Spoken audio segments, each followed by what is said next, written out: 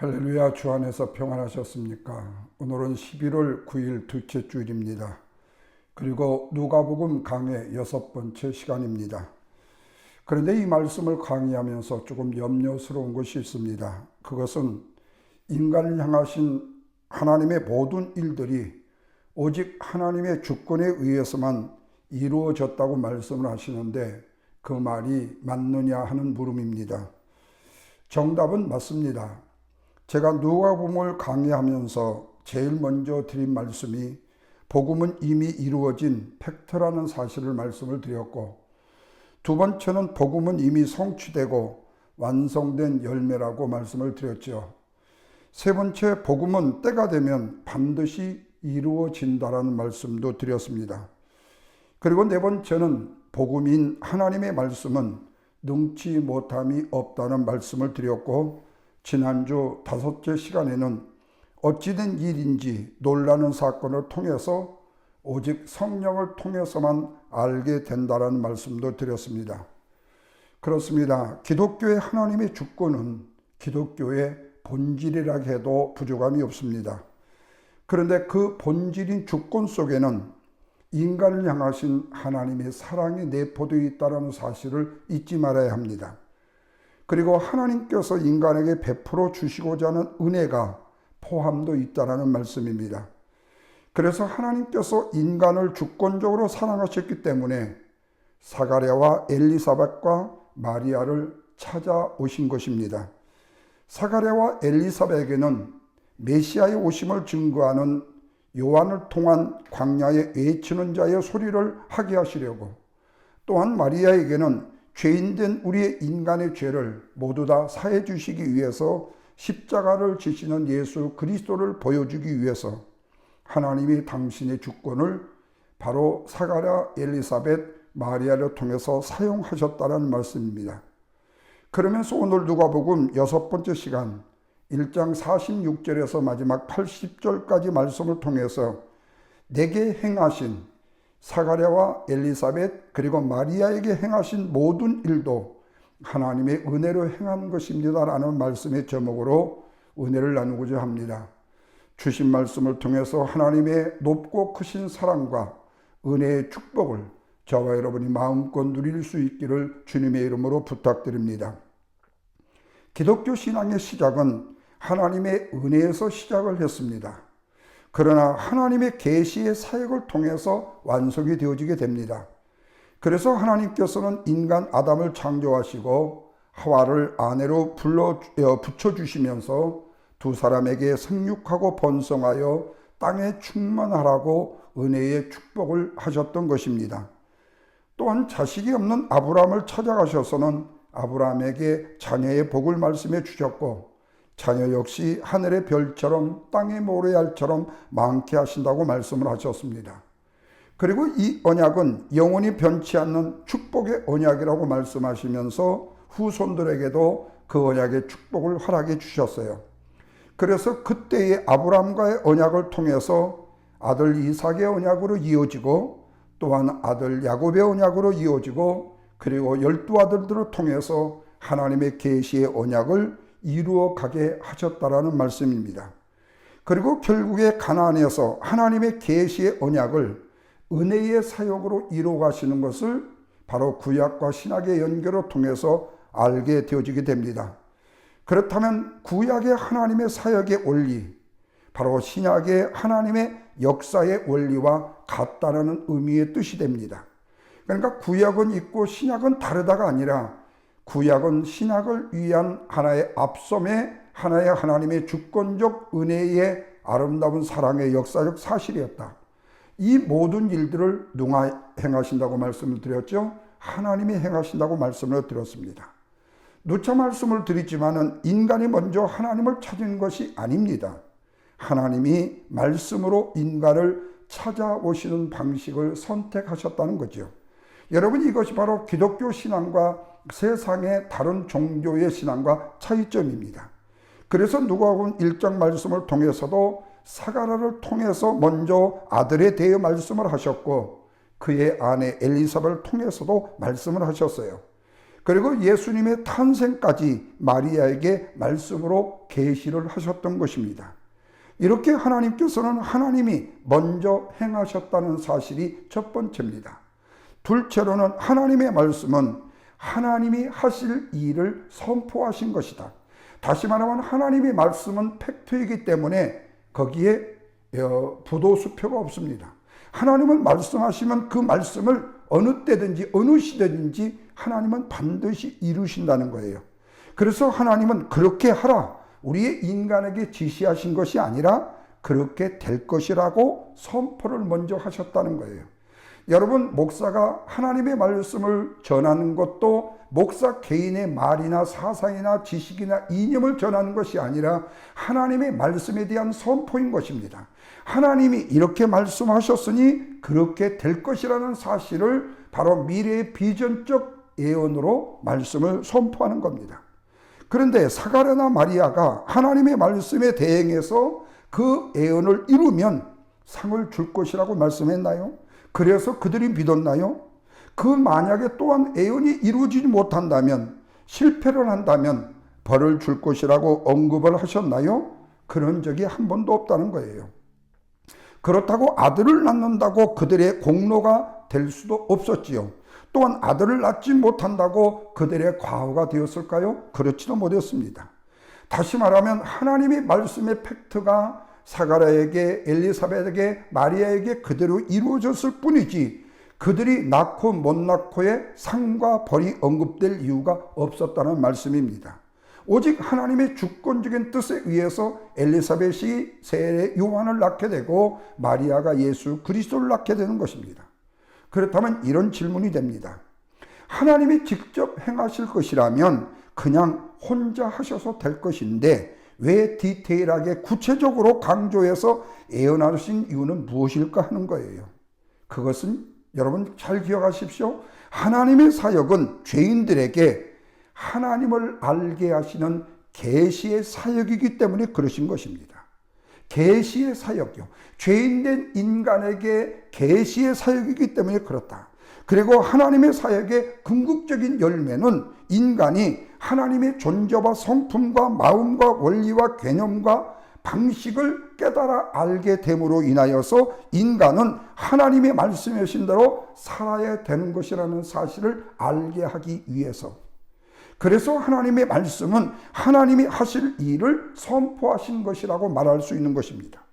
다시 말하면 하나님이 우리에게 권고하신 대로 행함으로 인하여서 하나님의 복과 은혜를 우리 인간이 누리며 살게 하기 위해서, 그래서 하나님께서는 먼저 하나님이 일을 하시고자 하는 모든 일들을 말씀을 통해서, 천사를 통해서 말씀하시고 사람들을 통해서 이루어 가게 하셨다라는 말씀입니다.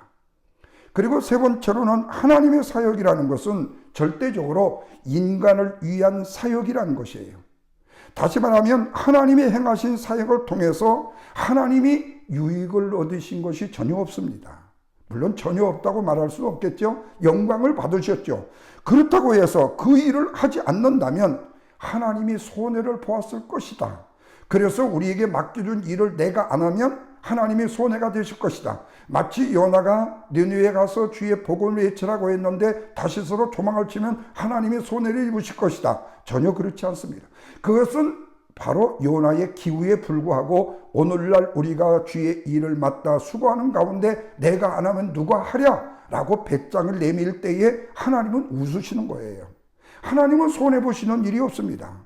반대로 하나님이 행하신 사역 때문에 우리의 인간이 불편함을 느끼고 그로 인하여서 우리의 인간이 어려움을 당하는 것도 없고, 하나님의 사역 덕분에 인간들은 모두 다 이전보다도 더 나아지고 행복해지고 은혜와 사랑 속에 살게 되는 것뿐이라는 거예요. 그래서 엘리사벳은 하나님의 은혜로 내 자신이 잉태한 것에 대해서 불편하거나 투정하지 않았던 거예요. 뭘로 통해서죠? 인간의 지식으로요? 경험을 통해서요? 아니죠. 성령의 감동을 통해서요. 이렇게 하나님은 굳이 잉태하지 못하는 가정, 그리고 남편과 아내를 통해서 이미 늙어버린 가정을 통해서 당신의 사역을 진행시켜 나가심으로 한편으로는 하나님을 알게 하셨고 하나님이 어떤 분인지를 깨닫게 하셨고 한편으로는 이 가정에 복이 되게 하기 위해서 아들을 주셨다는 말씀입니다. 또한 하나님은 사가랴와 엘리사벳 부부를 통해서는 인간의 일반적인 통념이나 부부 두 사람이 나이가 많으면 거기다가 아내가 원래 잉태하지 못하는 사람이라면 아이를 출산하는 것이 불가능하다는 사실을 무너뜨리시기 위해서 했던 거예요. 다시 말하면 하나님은 불가능을 가능케 하시고 없는 것을 있게 하시고 있는 것도 없게 하시는 전능하신 하나님, 무소부지하신 하나님, 영원 불변하신 하나님이시다. 이것을 드러내 나타내시기 위해서 뿐만 아니라 사가랴는 유대의 남자였잖아요. 더군다나 유대교의 제사장이었어요. 그리고 성경에 기록한 말씀이라마는 사가랴는 하나님 앞에 의인이거나 주의 모든 계명과 규례대로 흠이 없으므로 행한다는 평가를 받았다는 거예요. 그리고 사가랴가 주의 천사를 만난 장소가 어디였죠? 성전이었고 그때 사라가 하고 있었던 일이 하나님께 분향을 하고 있었던 때였던 거예요. 자, 이렇다면 일반적으로 유대교의 개념에 의하면 더 나아가서 거의 대부분의 종교 방식에 의하면 이런 사람에게 뭐가 임해야죠? 하나님의 은총, 신의 은총이 입게 될 것이라고 우리는 생각하고 알고 있게 된 것이 대부분의 우리들의 통념적인 관념적인 생각이죠. 그러나 이런 사가랴에 반해서요, 마리아는 어떻습니까? 이런 종교적인 개념에 의하면 마리아는요, 도저히 어떻게 해도 이런 은혜를 받을 수 있는 존재가 아닌 거죠. 일단은 마리아도 보통 여자와 똑같은 여자입니다. 그의 인간됨이나 행동에 대한 언급이 전혀 없는 것을 봤을 때, 그리고 종교적인 활동에 대한 설명도 일체 없었어요. 마리아가 하나님 앞에 제사를 드렸고 은혜를 받았고 하나님의 성령으로 충만했고 먼저 이런 것이 없었어요. 그런데 1장 28절과 30절에 마리아에게 반복되는 표현이 뭐냐? 하나님의 은혜, 카리스라는 표현이었던 겁니다. 그러니까 마리아는 여기에게 하나님의 은혜로 잉태케 됐다. 그의 공로나 조건이나 그가 그런 은혜를 입을 만한 어떤 훌륭한 일을 해서가 아니라는 거예요. 그렇다면 마리아도 물론이고 어느 누구도 이 은혜를 입을 것이라고 기대할 수 있게 되는 거죠. 다시 말하면 마리아만이 받을 수 있는 은혜가 아니라 그 누구도 받을 수 있는 기대가 바로 하나님의 은혜인 거죠. 그렇다면 하나님께서 이런 사람에게 은혜를 주신다고 주께서 너희와 함께 하시도다, 어떻게 이런 말씀까지 선포를 하실 수 있느냐는 거예요. 그렇다면 이런 선포를 하셨을 때 의미를 볼 때에 마리아를 통해서 은혜에 대한 왜곡된 개념을 깨뜨리시기 위해서 은혜에 대한 전혀 새로운 방식과 개념이 이렇다라는 사실을 계시를 통해서 이루어 주시기 위해서였던 거죠. 그래서 어떤 사람은 사가랴가 기도했기 때문에 하나님께서 복을 주심으로 은혜를 받았다고 합니다. 그러나 10절에 기도한 사람은 사가랴만이 아닙니다. 모든 백성이 다 기도했습니다. 또 13절에 보면 주의 천사가 너의 간구함이 들린지라고 했지만은 사가랴의 모습에서는 전혀 간구한 사람의 반응이 나타나질 않습니다. 그리고 또한 어떤 사람은 마리아가 처녀임에도 잉태하여 파혼을 당하거나 부정한 여인으로 낙인이 찍힐 수 있는 상황에서 자신을 희생했기 때문에 하나님의 은혜를 힘입었다, 이렇게 말할 수도 있을 거예요. 그러나 이런 주장이라면 하나님은 마리아를 골탕 먹이고 마리아의 처녀의 인생을 망친 장본인이 되어질 것이에요. 그러니까 세상적인 개념으로는 하나님은 굉장히 고약하고 망나니 같은 분이 되고 마리아는 하나님의 짓궂은 행동에 의해서 품어내는 엄청난 공포와 위협과 협박과 어려움을 당하게 된 인간이 되었다고 말할 수 있겠죠. 그래서 오늘 본문은 마리아의 행동을 강조한 것이 아니라는 거예요. 오직 하나님의 일하심을 강조하고 있다는 사실이 바로 팩트인 거예요. 마리아의 선한 행동으로 인해서 상을 받았다고 말하는 것이 아니라 하나님이 마리아에게 뭐를 주셨다고요? 은혜를 주셨다고 선포하신다는 겁니다. 그래서 천사를 통해서 마리아에 대해서 은혜를 받은 자요라고 말씀하고 있어요. 은혜를 주신 분은 누구죠? 하나님이시고 마리아는 은혜를 다만 받았을 뿐이다. 그래서 누가복음 1장의 여러 사건을 통해서 오늘 우리가 꼭 반드시 알아야 되고 숙지할 사실은요, 하나님은 일하시고 인간을 통하여 하나님이 일하시는 계시의 사역이 이루어지고 있다는 사실. 하나님은 주도적으로 행동하시지만 인간은 어떤 의도적인 행동도 등장하지 않는다는 거예요. 오직 하나님의 주도적인 행동이 인간으로 하여금 그걸 알게 하고 깨닫게 하고 믿게 한다는 겁니다. 이렇게 여러분 모든 일들이 하나님의 은혜와 계시로 이루어가고 있지만 엘리사벳의 한 가지의 선택권이 있었어요. 그것이 바로 60절입니다. 그의 어머니가 요한이라 할 것이라 하며, 다시 말하면 잉태가 되고 태어난 것은 선택권이 없었는데 아들에 대해 이름을 짓는 것만은 선택을 할 수가 있었다는 것이에요. 그동안 사가랴와 엘리사벳에게 이루어진 일들, 친족들이 요청한 대로 지방이나 아니면은 집안들의 전통대로 주니어 사가랴라고 이름을 지을 수도 있었다면 친족들의 예상과 다르게 어쩌면 집안의 전통을 깨는 일이고 친족들 사이의 비난이나 조롱도 받을 수 있었겠지만 주의 천사가 예언한 대로 뭐라고 했어요? 요한이라고 했고 이렇게 말씀해요. 이 행동을 우리는 성경을 통해서 뭐라고 말하죠? 하나님의 은혜에 순종했다라고 했다는 사실입니다. 사랑하는 성도 여러분, 여기서 우리는요, 기독교의 순수의 중요성을 알게 되는 것입니다. 그것은 이런 물음과 이런 질문이 될 것입니다. 사가랴와 엘리사벳이 순종을 했으니까 하나님의 역사가 나타났는가? 아니면 하나님의 역사가 나타났으니까 사가랴와 엘리사벳이 순종을 했는가? 사람들은 하나님의 말씀에 순종하면, 하나님의 뜻에 순종하면 하나님의 은혜가 임하고 하나님의 복이 임한다고 생각을 하지요. 그래서 이것을 인간의 행동이 하나님을 감동시킨다라고 말하는 거예요. 지성이면 감천이라고 말한다는 거예요. 100일 기도를 하면 애를 낳는다고 말하는 거예요. 40일 기도를 하면 안다고 그래요. 여러분, 이것은 제가 40일 기도를 부정하는 것이 아닙니다.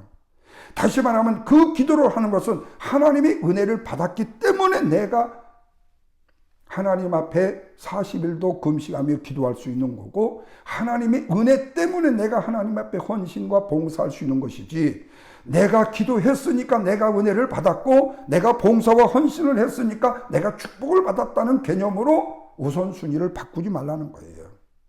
다시 말하면 인간의 행동이 하나님의 반응을 일으키는 주대 요인이라고 주장을 하지 말라는 거예요. 만약 이것을 인정한다면 기독교는요, 은혜라는 표현을 사용해서는 안 될 것입니다.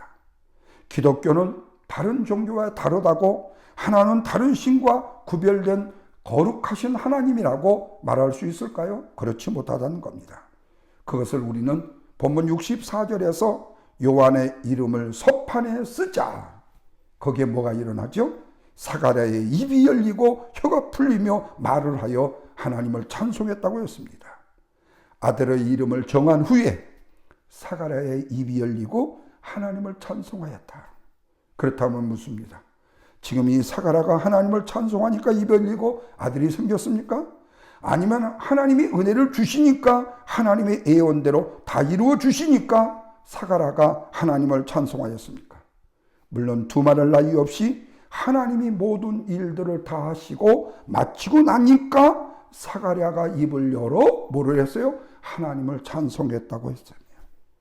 사랑하는 여러분, 이렇게 기독교에는요, 하나님이 계시고 기독교의 하나님은 일하시는 분이시기 때문에 언제나 먼저 하나님이 역사하신다는 사실을 믿으셔야 됩니다. 무엇보다도 하나님이 먼저 찾아오셔서 먼저 우리에게 말씀을 하시고 하나님이 먼저 말씀하신 대로 우리를 통해서 이루어 주신다라는 말씀이에요. 그래서 은혜를 받은 자와 복을 받은 자와 하나님께 유익을 얻는 자가 너무나도 감사하고 기뻐서 즐거워서 좋아서 아들의 이름을 요한이라고 했고, 입이 열리자 하나님을 찬미했다라고 말씀드릴 수 있다. 그래서 여러분, 기독교에서 순종하는 것, 감사하는 것, 하나님을 찬양할 수 있는 것은 하나님이 인간에 요구하고 명령하고 지시해서 행한 것이 아니라, 오늘날 부흥 강사들이 먼저 여러분 하나님 앞에 일천번제를 드려보십시오. 그러면 하나님이 축복하실 겁니다. 감사의 제목에 제물을 드려보십시오. 축복하실 것입니다. 그것은 하나님의 은혜를 받은 자가 할 수 있는 일이지, 그 일을 행함으로 내가 은혜를 받고 내가 더 큰 축복을 받는 것은 결코 아니라는 거예요. 이 말을 오도해서는 안 된다는 거예요. 정반대로 하나님이 역사하셔서 인간에게 만들어내신 것이라는 거죠. 인간이 기뻐할 수 있도록, 인간이 하나님의 은혜를 받아서 하나님 앞에 순종할 수 있도록 하나님이 인간을 감동시켜서 하나님을 찬미케 만들고 하나님 앞에 헌신과 봉사를 하게 하신다는 거예요. 우리 인간이 먼저 하나님을 감동시켜서 헌신과 봉사를 하고 주님을 영화롭게 함으로 하나님이 감동되는 것이 아니라, 인간이 찬양할 수 있도록 하나님이 인간에게 유익을 주시기 때문에 인간은 하나님을 찬양할 수 있다는 겁니다. 그래서 하나님 때문에 인간이 달라지는 방식이 바로 오늘날 저와 여러분이 믿고 의지하는 기독교의 방식인 것입니다. 그래서 사가랴와 엘리사벳이 하나님의 말씀에 순종함을 인하여서 그 다음에 추가적으로 받은 복이 있을까요? 없다라는 거예요. 사가랴의 입이 열리고 하나님을 찬미했는데 보너스로 받은 상도 없다는 말씀입니다. 왜 그렇다고 했죠?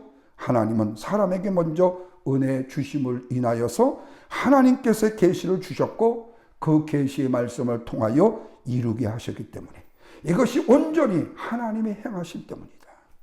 이런 면에서 마리아의 경우도요, 패턴은 똑같습니다. 마리아가 노래를 할 때에 엘리사벳은요, 임신한 지 6달이 되어 있었고, 마리아 자신은요, 3달이 되어 있었습니다. 주의 천사가 자기에게 말했던 모든 일들이 실제로 이루어진 것을 확언한 뒤에 마리아가 뭐 했죠? 찬양했다고 그랬어요.